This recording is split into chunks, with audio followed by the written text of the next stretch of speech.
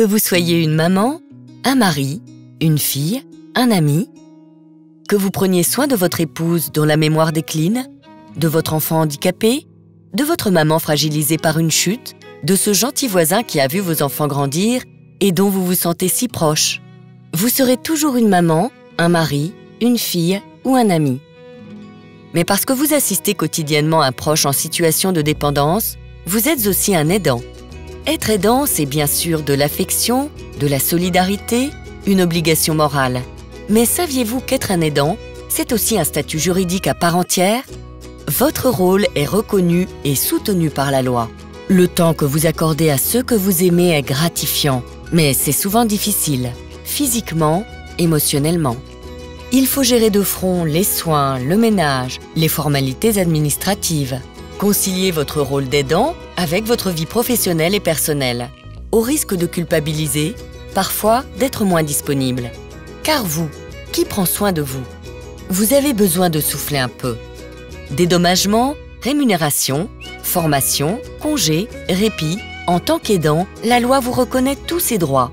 Par exemple, si votre proche est bénéficiaire de l'allocation personnalisée d'autonomie ou d'une prestation de compensation du handicap, vous pouvez en tant qu'aidant bénéficier d'une aide financière pour l'aménagement du domicile ou du droit au répit, c'est-à-dire une aide pour un relais à domicile ou des formules d'accueil en établissement spécialisé.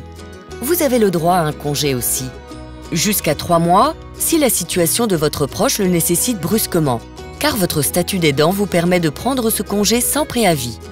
Bien sûr, il faut aussi du temps pour s'en renseigner. Mais rappelez-vous, vous et votre proche n'êtes pas seuls.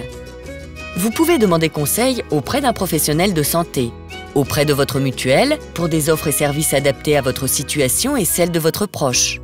Vous pouvez participer à des ateliers, échanger avec d'autres aidants dans les cafés des aidants ou le collectif Je t'aide, dont Harmonie Mutuelle est partenaire.